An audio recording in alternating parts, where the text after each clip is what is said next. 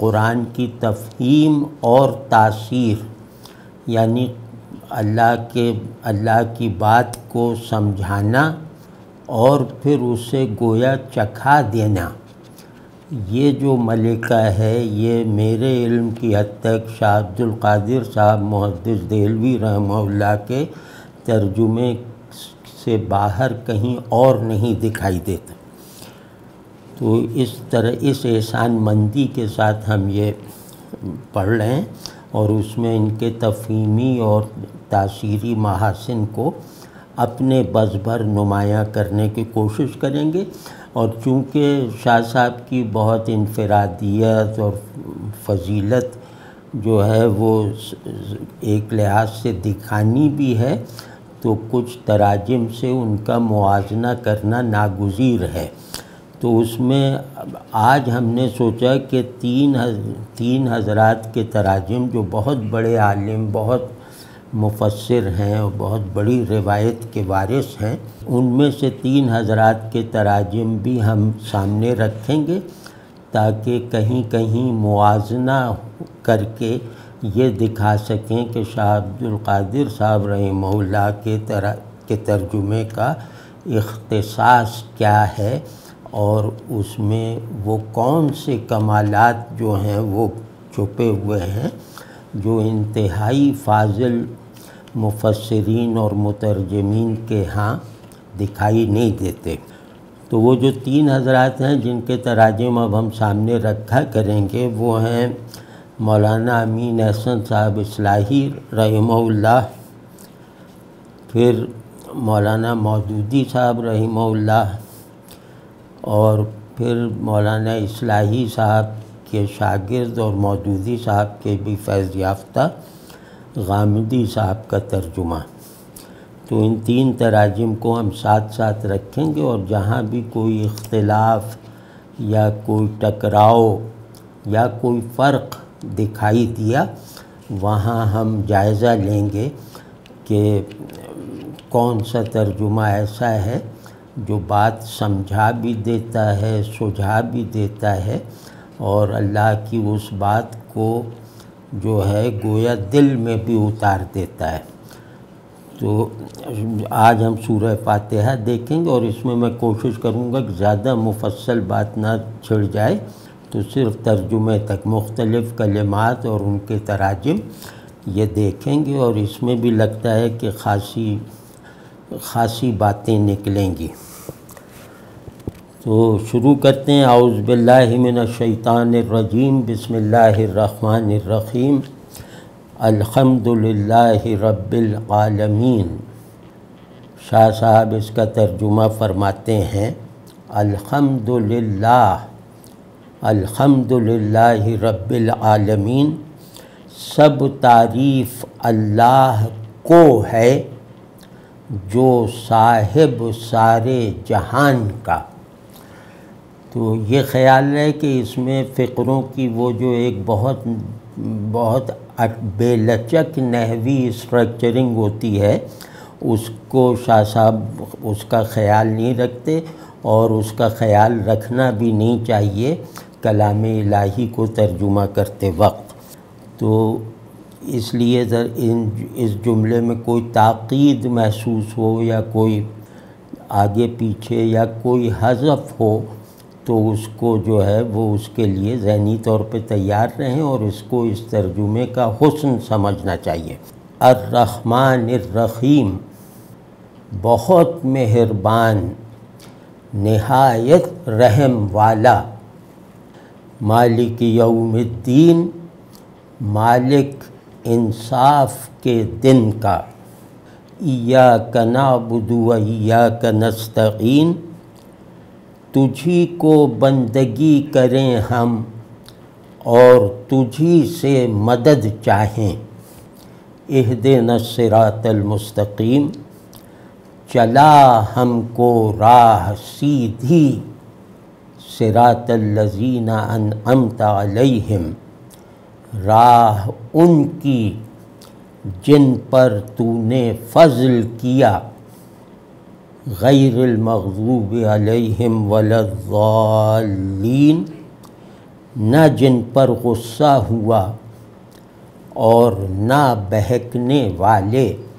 اب ہم اس میں جو بنیادی کلمات ہیں وہ ہم دیکھتے ہیں، تھوڑا سا مقابلہ اور موازنہ کرنے کی فضا بنا کر۔ تو اس میں ایک ترجمہ اور پڑھ دوں تو وہ تاکہ پہلے سے ذہن میں رہے کہ یہ جاوید احمد صاحب غامدی کا ترجمہ ہے۔ الحمدللہ رب العالمین، شکر اللہ ہی کے لیے ہے، عالم کا پروردگار۔ الرحمن الرحیم، سراسر رحمت جس کی شفقت ابدی ہے، مالک یوم الدین، جو روز جزا کا مالک ہے۔ ایاک نعبد و ایاک نستعین، بریکٹ ڈالا ہوا ہے، اس میں لکھا ہے پروردگار۔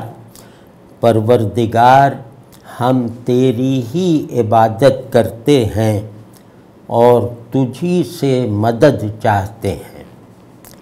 اہدنا الصراط المستقیم، ہمیں سیدھی راہ کی ہدایت بخش دے۔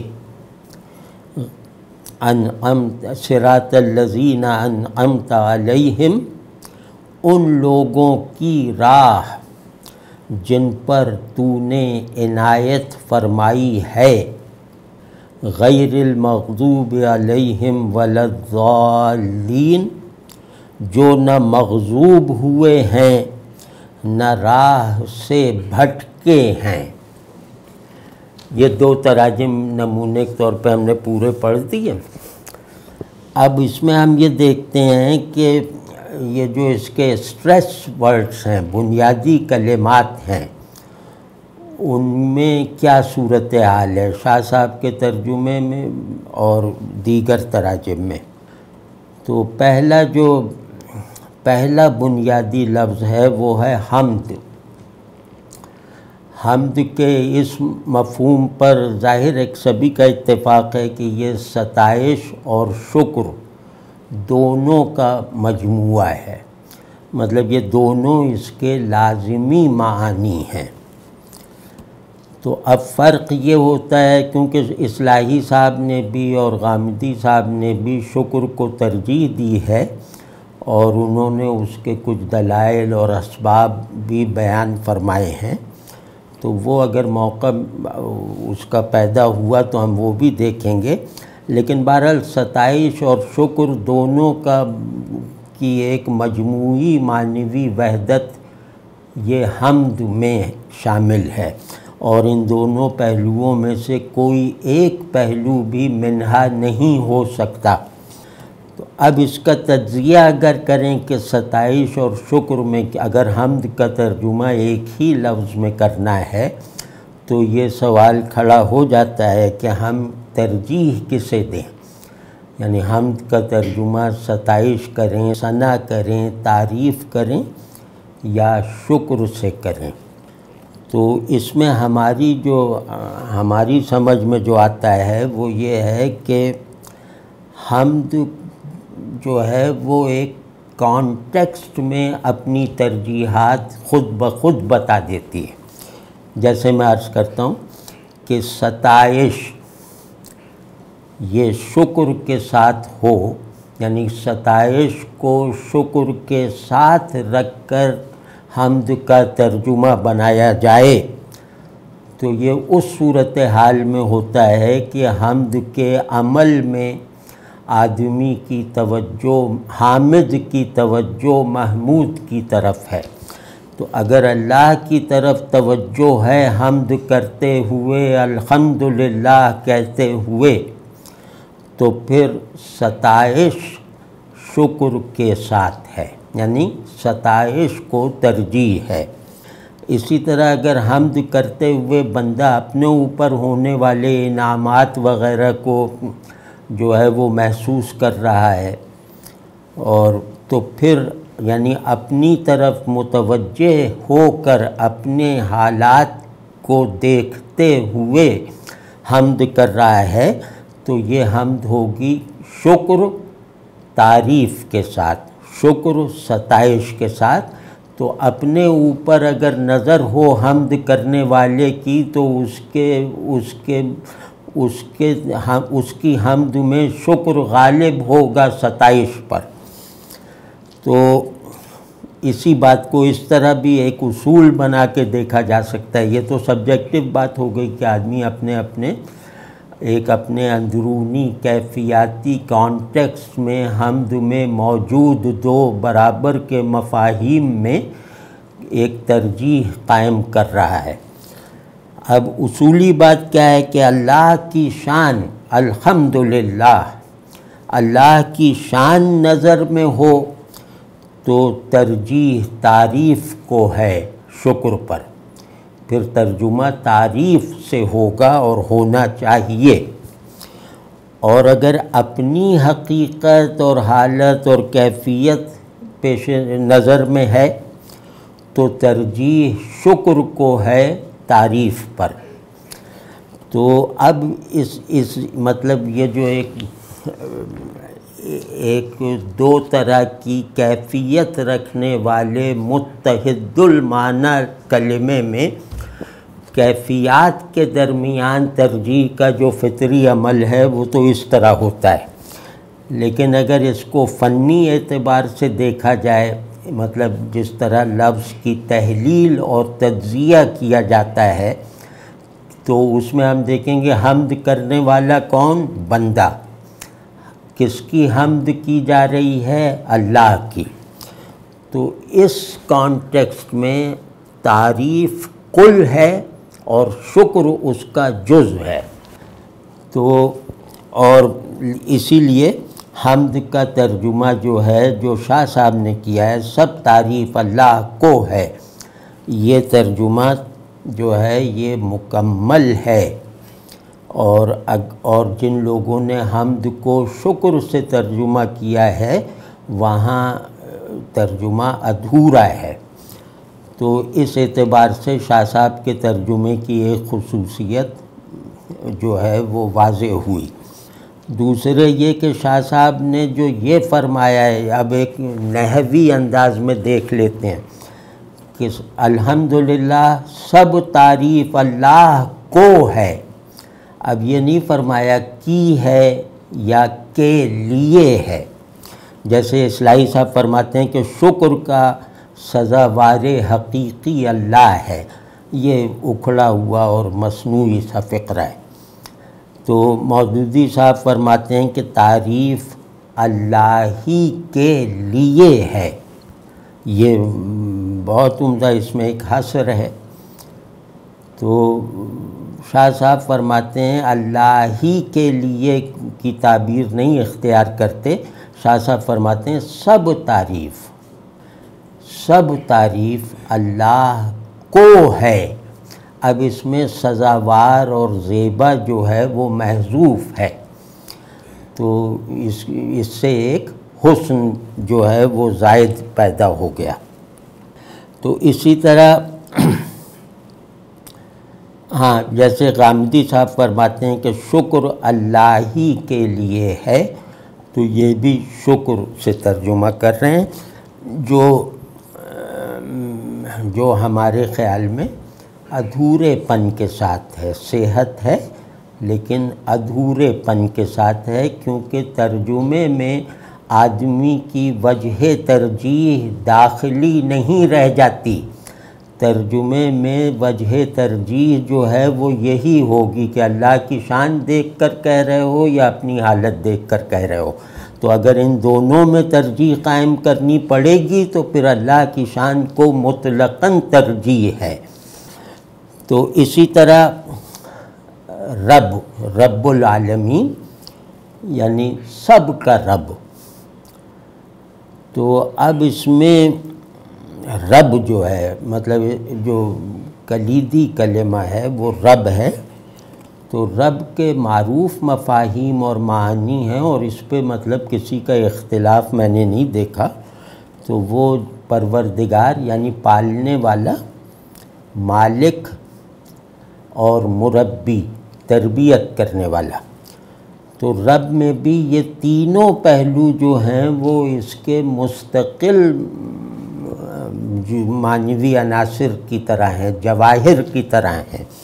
ان تینوں میں سے کوئی بھی مسنگ اگر ہو گیا فہم میں تو ہم نے رب کو سمجھنے میں غلطی کی ہے۔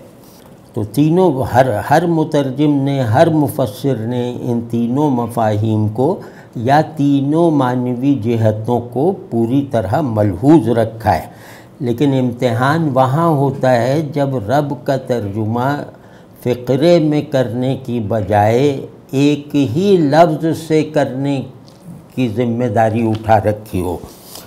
تو وہاں آپ دیکھیے کہ رب کا ترجمہ، وہ شاہ صاحب کہتے ہیں رب صاحب سارے جہان کا، رب العالمین۔ تو رب کو صاحب سے ترجمہ کیا شاہ صاحب نے، اور اصلاحی صاحب نے رب ہی رکھا۔ اب ظاہر ہے اس سے زیادہ جامع بات کیا ہوگی۔ اور غامدی صاحب نے پروردگار کہا، اور مودودی صاحب نے بھی رب ہی رکھا۔ تو اب گویا موازنہ ہے پروردگار اور صاحب کا۔ اس میں عرض کرتا ہوں کہ شاہ صاحب کے ترجمے میں چھپی ہوئی جو ایک ایک بہت گہری معنویت ہے، اسے آشکار کرنے کی کوشش کرتے ہیں کہ رب کے جو سب معانی ہیں، مثال طور پہ جو 3 عرض کیے، یہ سب معانی اللہ کی نسبت سے، یعنی اللہ کو رب کہہ رہے ہیں، تو اس میں اولین معنی پرائمری میننگ مالک ہوگا، یعنی رب کے تمام معانی مالک کی بنیاد پر استوار ہیں، یعنی ہر مفہوم میں مالک ہونا، اللہ کا مالک ہونا، وہ ملحوظ بھی رہے گا، ظاہر بھی رہے گا اور غالب بھی رہے گا۔ تو یعنی اللہ سب کا مالک ہے اپنی شان پروردگاری کے ساتھ۔ یہ جیسے ہم ایک فقرے میں اگر کہیں تو اس کا مطلب رب العالمین کا مطلب ہوگا کہ اللہ سب کا مالک ہے اپنی شان پروردگاری کے ساتھ۔ تو رب العالمین جو ہے، اب یہ میں فقروں میں ربط پیدا نہیں کر رہا تاکہ بات بالکل واضح اور دو ٹوک اور ٹھوس انداز سے ہو جائے، تو اس کی پرواہ نہیں کر رہا کہ ایک فقرے کا اپنے پچھلے فقرے سے مربوط ہونے کا بھی لحاظ رکھا جائے۔ تو رب العالمین یعنی سب کا مالک اپنے علم، قدرت اور رحمت کے ساتھ۔ اللہ رب العالمین ہے اپنے علم، قدرت اور رحمت کے ساتھ۔ تو اب یہ جو مطلب نکلا ہے نا کہ رب، سب کا رب جو ہے وہ مالک ہے جس کا علم بالکل، جس کے علم سے باہر کچھ نہیں، جس کی قدرت سے خارج کچھ نہیں، جس کی رحمت سے محروم کوئی نہیں۔ تو اس پوری شان کو شاہ صاحب نے ایک لفظ میں کھپا کے دکھا دیا ہے، وہ ہے صاحب۔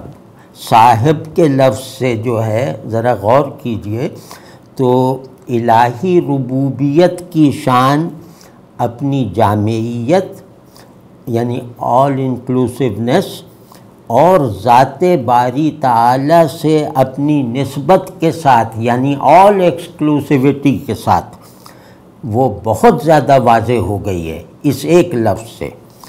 تو مربوب خود اپنے ساتھ ایسی نزدیکی نہیں رکھتا جیسی نزدیکی اس کا رب اس کے ساتھ رکھتا ہے۔ یہ صاحب کے لفظ سے جیسے چھلک رہا ہے یہ معنی۔ تو یعنی مالک ہے خبرگیری کے ساتھ، آگاہی کے ساتھ، اپنی قدرت کے ساتھ، دستگیری کے ساتھ، رحمت کے ساتھ۔ تو اسی طرح الرحمن، شاہ صاحب فرماتے ہیں بہت مہربان۔ باقی وہ اصلاحی صاحب اور مودودی صاحب نے اسے رحمان ہی رکھا ہے۔ غامدی صاحب نے الرحمن کا ترجمہ سراسر رحمت سے کیا ہے۔ تو اس کو گویا اب ہمیں دیکھنا ہے کہ بہت مہربان اور سراسر رحمت میں اگر ترجیح دینی پڑے تو کسے دی جائے گی، اور ترجیح دینے کے اسباب کیا ہوں گے۔ تو شاہ صاحب فرماتے ہیں بہت مہربان۔ ابھی بہت کو ہم نہیں چھیڑ رہے، بہت مبالغہ، اس صیغے میں جو مبالغہ ہے اس کی عکاسی کرتا ہے بہت۔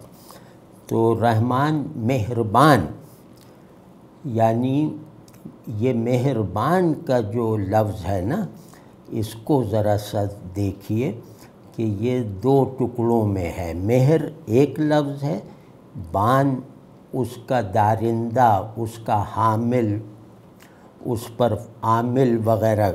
بان جو ہے وہ ایک حرف ہے دارندگی والا یا صلاحیت والا یا عمل والا، بھی میں عرض کرتا ہوں۔ تو یہ مہربان کے لفظ کو دو ٹکڑے کر کے اگر دیکھیں تو نتیجہ یہ نکلتا ہے کہ مہر کسے کہتے ہیں؟ مہر رحمت کو، لطف کو، محبت اور مروت کو کہتے ہیں۔ یعنی مہر ایک ایسا لفظ ہے جس میں یہ چاروں شیڈز، پانچوں شیڈز پائے جائیں گے۔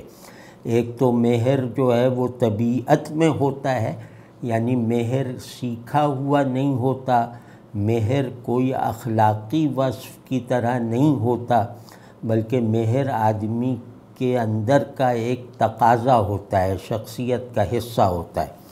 تو اللہ کی نسبت سے مہر کا مطلب ہے کہ رحمت اس کی ذات کا اقتضا ہے۔ تو مہر کے یہ معنی، یعنی کہ رحمت جانتے ہیں، لطف یعنی کہ اسے آرام، دوسرے کو آرام پہنچانا، خوش رکھنا، محبت، اور مروت یعنی عذر قبول کرنا۔ تو یہ جو بان کا حرف ہے، یہ جو سابقہ ہے، یہ صاحب کے مفہوم میں ہوتا ہے، والا کے مفہوم میں ہوتا ہے، رکھنے والا، یعنی مہر رکھنے والا، صاحب مہر، مہر کرنے والا، مہر رکھنے والا جو دوسروں کو اپنی مہر سے محروم نہیں رکھتا۔ تو اب الرحمن، شاہ صاحب کے ترجمے کی روشنی میں الرحمن وہ ذات ہے جس کا اقتضائے ذاتی رحمت بلکہ رحمت عام ہے۔ اقتضا سمجھتے ہوں گے نا لوگ کہ اقتضائے ذاتی، یعنی اقتضا کی حیثیت صفت سے زیادہ ہوتی ہے، اقتضا صفت کا مبنی ہوتا ہے، یعنی اللہ کی ذات میں گندھی ہوئی ہے رحمت، جو اپنے اظہار پر جو ہے وہ کمر بستہ رہتی ہے۔ اس کا اظہار نہ معطل ہوتا ہے، نہ کبھی ختم ہوتا ہے، نہ کسی اور صفت سے مغلوب ہوتا ہے۔ تو ان معنوں میں اقتضا کہہ رہے ہیں۔ تو یعنی اس کی ذات کا کوئی تصور رحمت کے بغیر نہیں باندھا جا سکتا۔ تو اس رحمت عام کا اظہار جو ہے، یہ رحمت عام ہمیشہ حالت ظہور میں رہتی ہے اور رہے گی۔ اس رحمت عام کا اظہار ازلی اور ابدی ہے، یعنی الرحمن کی رحمت جو ہے وہ اپنے ظہور میں ازلی اور ابدی ہے، کیونکہ وہ اس کی ذات میں ہے۔ تو اب یہ ہوا شاہ صاحب کے ترجمے کی میں جو میرے خیال میں جو یہ مہربان کو ترجمہ کیوں کیا، اس کی وجہ یہ معلوم ہوتی ہے۔ غامدی صاحب فرماتے ہیں الرحمن سراسر رحمت، یہ میرے خیال میں ناقص ترجمہ ہے، اور اس کا نقص کئی پہلوؤں سے ہے۔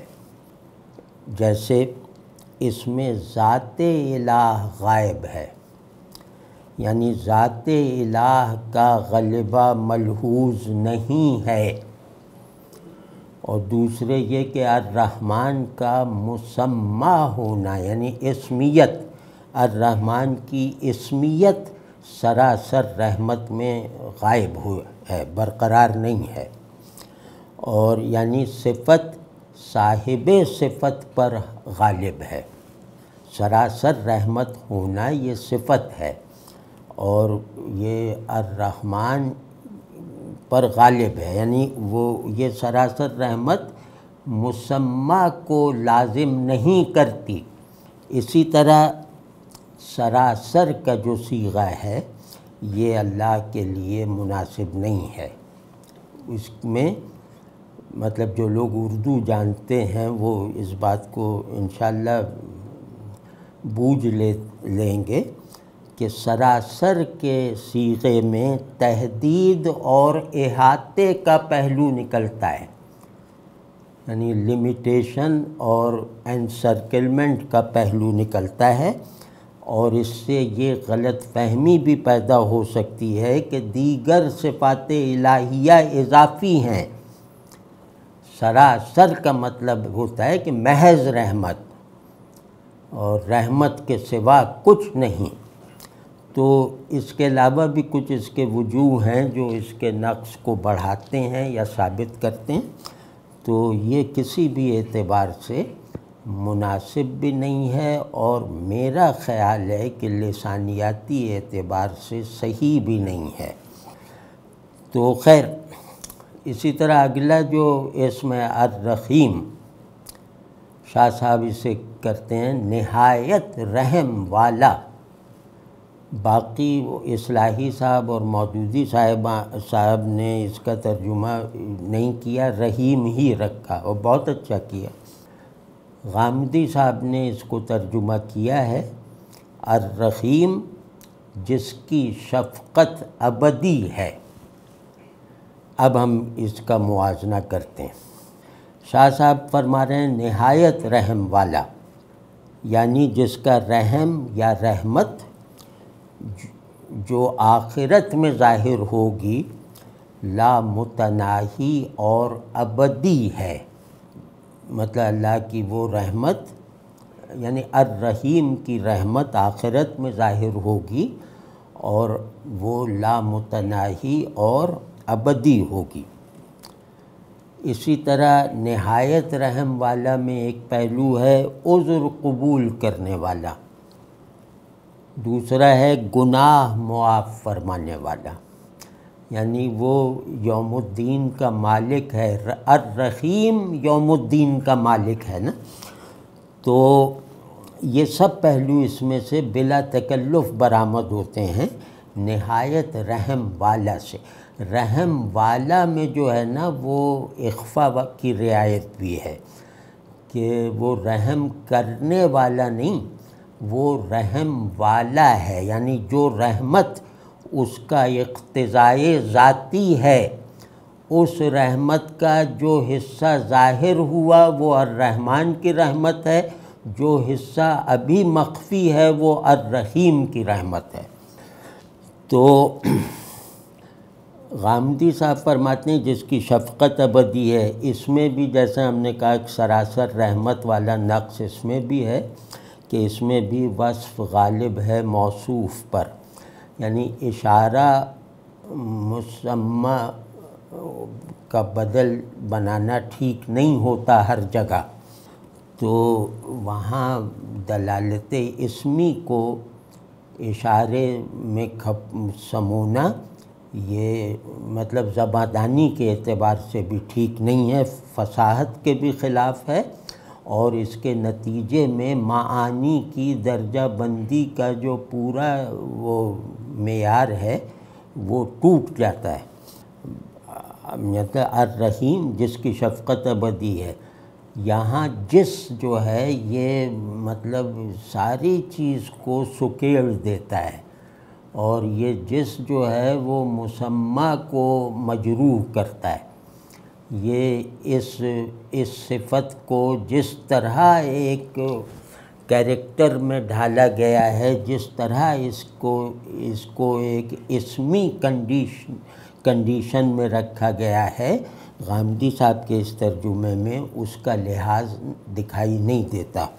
اب اسی طرح یوم الدین، شاہ صاحب فرماتے ہیں انصاف کا دن.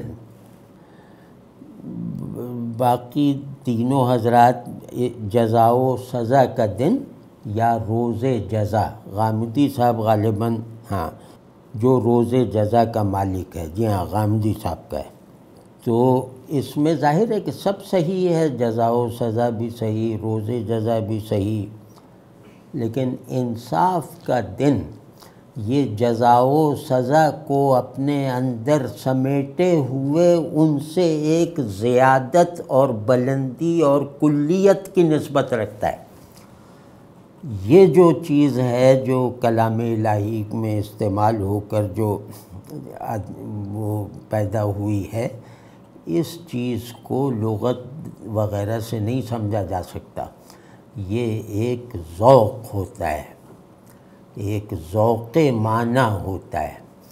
تو وہ جو اصول ترجمہ پہ تو ٹھیک ہے کہ روز جزا، لیکن یوم الدین روز جزا سے زیادہ پرشکوہ ہے، زیادہ جامعیت رکھتا ہے، زیادہ اوصاف رکھتا ہے، زیادہ تاثیرات رکھتا ہے. اور ذہن میں انصاف کے دن سے جو تصور یوم الدین کا پیدا ہوتا ہے، روز جزا اس کا محض ایک حصہ معلوم ہوتا ہے. تو کہ جزا و سزا یہ دو اجزاء ہیں، یہ دو مینیفیسٹیشنز ہیں، ان کا پرنسپل انصاف ہے. تو شاہ صاحب نے کل کو ترجمہ کر دیا ہے، اور مطلب کوئی موازنہ نہیں ہے. انصاف میں جزا و سزا شامل ہے، اور محض جزا و سزا میں انصاف اپنی اس شان کے ساتھ داخل نہیں ہے. تو اسی طرح ایاک نعبد، شاہ صاحب فرماتے ہیں ہم تجھی کو بندگی کرتے ہیں. اس فصاحت پہ جو ہے وہ کر اٹھے آدمی اگر اسے اردو آتی ہو. ایاک نعبد، ہم تجھی کو بندگی کریں، شاہ صاحب نے کیا. پھر کیا نام ہے، پھر وہ ہم تیری ہی بندگی کرتے ہیں، یہ ہاں اصلاحی صاحب نے کیا. اور غامدی صاحب اور مودودی صاحب نے ایک سا ترجمہ کیا ہے کہ ہم تیری ہی عبادت کرتے ہیں. سب صحیح، بہترین. تو ہم تجھی کو بندگی کریں، یعنی ذرا اس پہ تھوڑا غور سے دیکھیے. ہم تجھی کو بندگی کریں یعنی ہم تجھی کو معبود بنائے رکھیں، ہم تجھی کو معبود بناتے ہیں. یہاں معبود عبادت اور عابد اور عبد پر غالب ہے، جو عین منشائے لفظ ہے. تو یہ رعایت اور یہ نزاکت جو ہے وہ باقی تراجم میں دکھائی نہیں دیتی. صحت لفظی کے ساتھ ہیں وہ تراجم، لیکن جو اس کی ایک تاثیری جہت ہے وہ نہیں آ پائی سوائے شاہ صاحب کے ترجمے کے. تو پھر وہ کہ عبادت کو وہ کہنا کہ وہ خضوع ہے، غایت تذلل کے ساتھ جو ہے وہ اللہ کے آگے سر جھکانا ہے، یہ رسمی اور مصنوعی باتیں ہیں. یہ جو ہے تجھی کو بندگی کریں، اس کا مطلب یہ کہ بس ہم بندے ہی رہیں، ہم بندگی کے علاوہ کسی بھی ڈیفینیشن سے محفوظ رہیں. ہم اپنے جوہر وجود میں خیال سے حال، حال سے ارادے اور ارادے سے فعل تک تیری ہی نسبت پر تیرے ہی مرضی اور تیرے ہی حکم کے مطابق جو ہیں وہ ثابت قدم رہیں۔ تو اور پھر یہ کہ یہاں کیا ہے مضارع میں، ہم تجھی کو بندگی کریں، یعنی حال کو مضارع حال مضارع کے معنی بھی دیتا ہے، وہ تو تقریباً سب زبانوں میں ہے یہ قاعدہ، لیکن اس میں کمال یہ ہے کہ کریں میں دوام عمل بھی ہے، یعنی کہ حال بھی شامل ہے، اور اس کے علاوہ اس میں ایک آرزو بھی داخل ہے، اس کا ایک آہنگ جو ہے وہ فیصلے اور عزم کا ہے، دوسرا آہنگ دعائیہ ہے۔ یہ کوئی اللہ کو سنایا تھوڑی جا رہا ہے اس میں کہ ہم یہ کرتے ہیں ہم وہ کرتے ہیں، یہ ہے کہ ہم تو کرتے ہی ہیں اور کرتے رہنا چاہتے ہیں، ہمیں ایسا ہی کرتے رہیں، مطلب ایک دعائیہ آہنگ غالب ہے۔ تو یہ کمال کی بات ہے، یہ جو آدمی ذوق بندگی رکھتا ہو نا وہی اس ترجمے تک پہنچ سکتا ہے، اسی کا ذہن اس ترجمے تک پہنچ سکتا ہے۔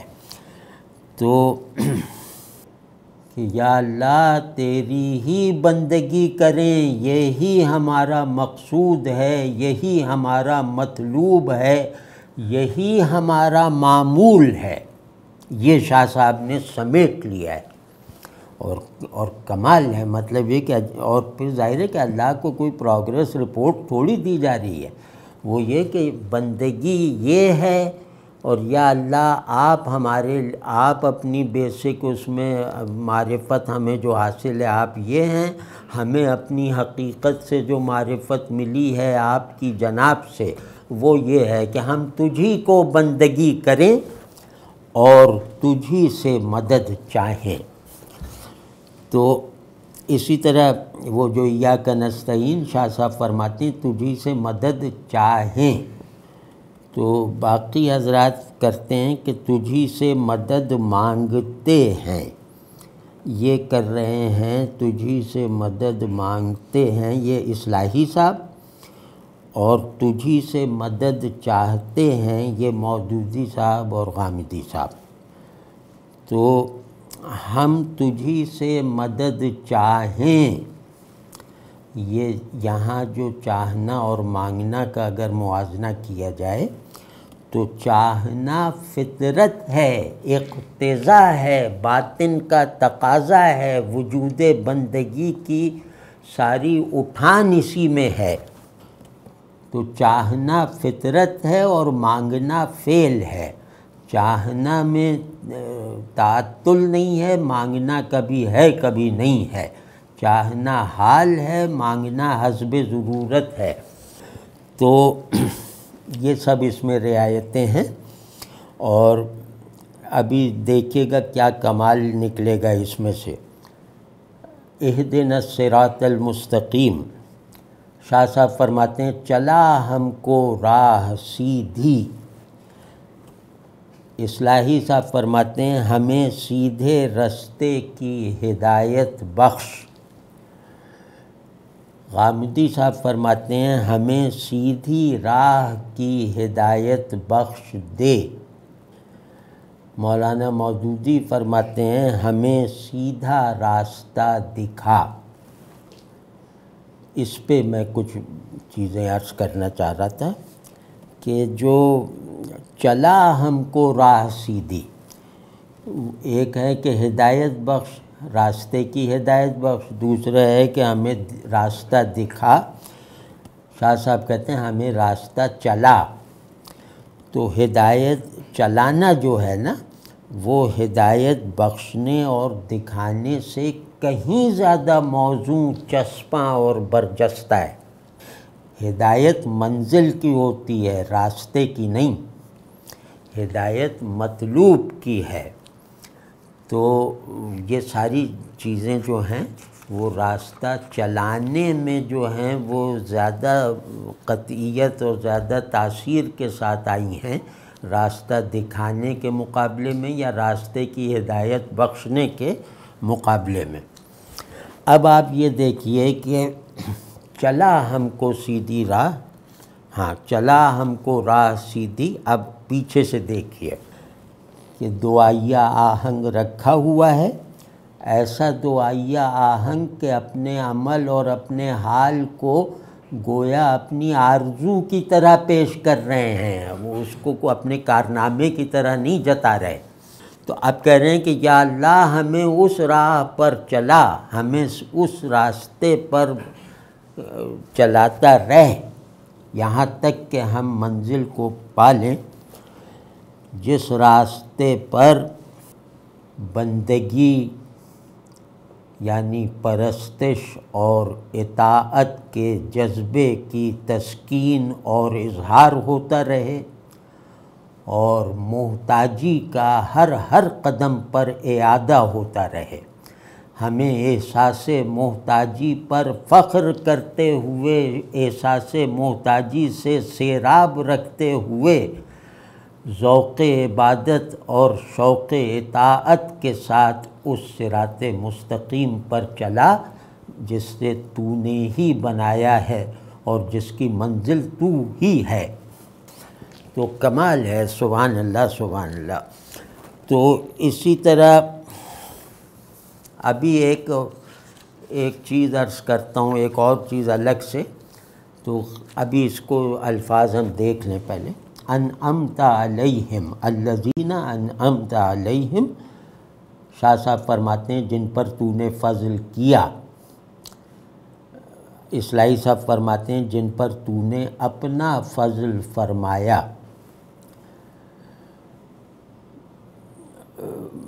غامدی صاحب کہتے ہیں جن پر تو نے عنایت فرمائی ہے۔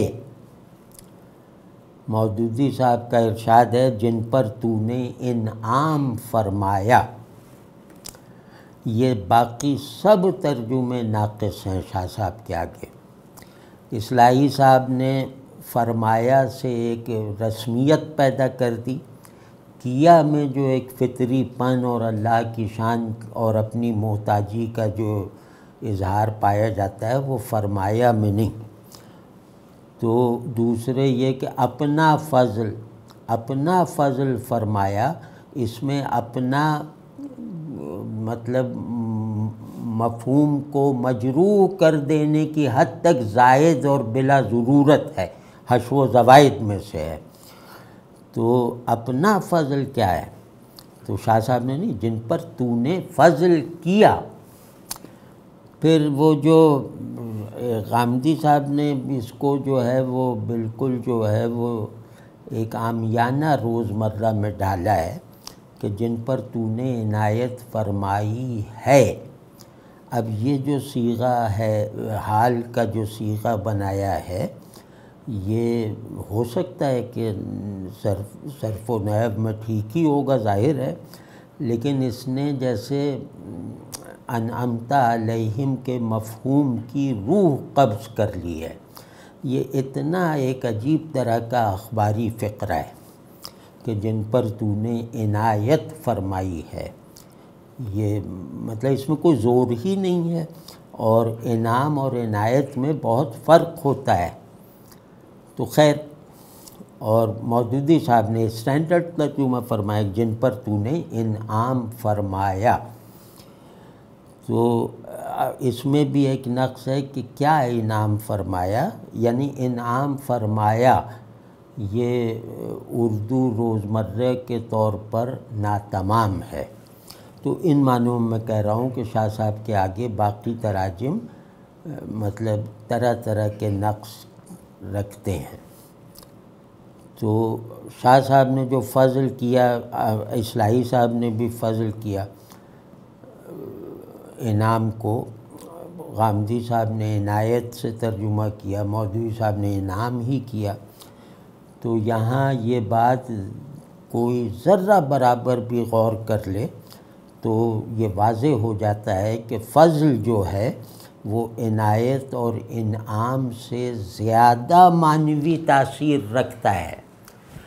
اب میں اس کی ایک عجیب سی وجہ جو مجھے شاہ صاحب کی برکت سے سوجھی ہے وہ یہ ہے کہ فضل میں فضل کرنے والے کا اعتبار زیادہ ہے، اور عنایت اور انعام میں جو دیا گیا ہے اس کا اعتبار غالب ہے، اس کی پریزنس زیادہ مضبوط ہے۔ تو آپ سوچئے کہ یہ کون آدمی تھا جس نے اللہ کو بالکل جیسے مادہ اللہ کی نسبت کو قرآن کے ہر مفہوم میں بیدار اور غالب رکھا ہوا ہے۔ تو اسی طرح المغضوب شاہ صاحب کہتے ہیں جن پر غصہ ہوا، یعنی اور مغضوب سب نے مغضوب کیا ہے، مودودی صاحب نے اچھا کیا بہت، معتوب، تو ظاہر ہے پورا ترجمہ تو مغضوب اصل ہے، تو یہ ہر ترجمے سے زیادہ کامل، زیادہ صحیح ہے، تو اس میں اتنا مسئلہ نہیں ہے۔ اب اگلا جو ہے نا اس میں آپ شاہ صاحب کا ایک کمال دیکھیے گا، الضالین، شاہ صاحب نے اس کا ترجمہ فرمایا ہے بہکنے والے۔ پھر اپنے امین احسن اصلاحی صاحب نے گمراہ، اور غامدی صاحب نے راہ سے بھٹکے ہوئے، اگر ہم کہیں ملا لیں، راہ سے بھٹکے ہوئے یعنی ضلالت، راہ سے بھٹکنا، اور مودودی صاحب نے فرمایا بھٹکے ہوئے۔ یہ تینوں ترجمے جو ہیں وہ ادھورے ہیں، اور ان کا ادھورا پن وہ جیسے کلام اللہ سے نسبت پیدا کرنے میں حارج ہو رہا ہے۔ وہ میں عرض کرتا ہوں کہ بہکنا، گمراہی اور بھٹکنا، ان میں بس ایک فرق بتاتا ہوں تو ایک دم شاہ صاحب جیسے لگتا ہے کہ اللہ نے ان کو اس کام کے لیے ہی پیدا کیا اور چنا تھا کہ وہ قرآن شریف کا ترجمہ کر دیں ہم ایسے نادانوں اور جاہلوں اور ان پڑھوں کے لیے۔ بہکنا اختیاری ہوتا ہے، یعنی ہدایت کا انکار ہوتا ہے، ہدایت پا کر بہکے ہوئے، اور بھٹکنا اضطراری ہوتا ہے، بھٹکنا اختیاری نہیں ہے، یعنی یہ دو افعال ہیں ہی انہی معنوں میں۔ تو اب آپ اس پہلو سے اگر دیکھیں تو ضالین وہ لوگ ہیں، وہ امت ہے جو ہدایت پا کر ہدایت سے منہ موڑ کر ادھر ادھر بہکتے پھرے۔ تو یہ بہت کمال کی بات ہے۔ اس میں عربی دانی تو جو عربی اچھی جانتے ہیں وہ سراہیں گے، لیکن اس میں جو اردو دانی ہے، اللہ اکبر، مطلب ہمارا بڑے سے بڑا ادیب لفظ کو اتنی اندر سے جا کر گرفت میں نہیں لا سکتا۔ اچھا، یہ تو ہو گیا مطلب ترجمے کی حد تک کے لفظ اور ان کا ترجمہ۔ اب ایک چیز میرا دل چاہ رہا تھا، ذہن میں پہلے سے تھا، تو میں اب اس میں آپ کو ایک میں نے حمد لکھی تھی، وہ سورہ فاتحہ پر مبنی ہے، تو وہ میں ذرا سا شاہ صاحب کے ترجمے سے ملا کے ذرا سناتا ہوں۔ تو میں عرض کر رہا ہوں وہ الحمدللہ رب العالمین۔ شاہ صاحب فرماتے ہیں سب تعریف اللہ کو ہے جو صاحب سارے جہان کا۔ تو میں عرض کرتا ہوں کہ شکر ہے سب کے رب کا ثنا کے ساتھ، جو الرحمن الرحیم، جو رحمان ہے ایک ایک کے لیے لا ابتدا، الرحیم اور رحیم ہے اپنی رحمت کے قدردانوں پر لا انتہا، مالک یوم الدین، وہی سب کا رب، وہی رحمان، وہی رحیم، مالک ہے اس دن کا جب جنت آباد کی جائے گی اور جہنم بھری جائے گی۔ ایاک نعبد و ایاک نستعین، ہم اسی کی پرستش کرتے ہیں سر جھکا کر نثار ہوتے ہوئے، اور اسی کو پکارتے ہیں محتاجی کی پکار۔ اہدنا الصراط المستقیم، اے ہمارے پروردگار، اے ہمارے کار ساز، چلا ہم کو راہ سیدھی، یہ شاہ صاحبی کا ترجمہ، چلا ہم کو راہ سیدھی، غیر انعمت علیہم، ان کی راہ جو نوازے گئے تیری خوشنودی سے، غیر المغضوب علیہم ولا الضالین، اس راستے پر ہمارے پاؤں نہ پڑنے دے جس پر اکڑ کر چلنے والے تیرے غضب کے مستحق ہو گئے، اور بے وفائی کے قدموں سے اس پر بھٹکنے والے تیری جناب سے دھتکارے گئے بری دھتکار۔ تو میں کہا اب یہ بھی ذرا ہم پڑھ وہ کہ ہاں ایک اس کا ایک اور ورژن بھی سنیں، مختصر سا ہے، یہ بھی سورہ فاتحہ۔ اے سب جہانوں کے پروردگار، اے رحمت عام کے مالک، اے وفاداروں کو ابدی حضور اور سرور عطا کرنے والے، اے انصاف اور بخشش کے خداوند، اے اللہ ہم تجھی سے مانگتے ہیں اور تجھی کو مانگتے ہیں، ہم تیری ہی پرستش کرتے ہیں، ٹھنڈی زمین پر بھی اور جلتی ریت پر بھی، سر جھکا کر بھی اور سر اٹھا کر بھی، دیکھتے ہوئے بھی اور بن دیکھے بھی، ہم تیری ہی مانتے ہیں، تیرے ہی کہنے پر چلتے ہیں، اکیلے اکیلے بھی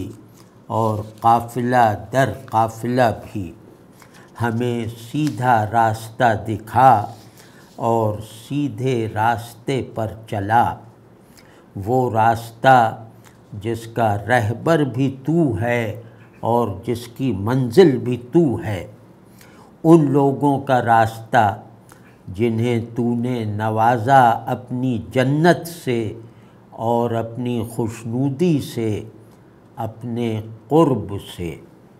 یہ ان سرکشوں اور ناشکروں کی راہ نہیں ہے جنہیں تو نے دھتکار دیا پر جلال ناراضی کے ساتھ، جن کو تو نے بھٹکتا چھوڑ دیا بے نیازی کے ساتھ۔ یا اللہ یا اللہ یا اللہ۔ یہ ہو گیا جناب، اور مطلب مجھے افسوس ہے کہ میں جو میرا دل بہت چاہ رہا تھا کہ اور تفصیل میں جا کے ذرا شاہ صاحب سے اور فیض یاب ہوں، لیکن وہ شاید بہت پھیل جاتی بات۔ تو آج اللہ کا شکر ہے کہ سورہ فاتحہ پوری ہو گئی، یعنی سورہ فاتحہ کے بنیادی کلمات کا ترجمہ اور اس ترجمے سے پیدا ہونے والے جو مفاہیم ہیں آج ہم نے ضروری حد تک جو ہے وہ بیان کر دیے۔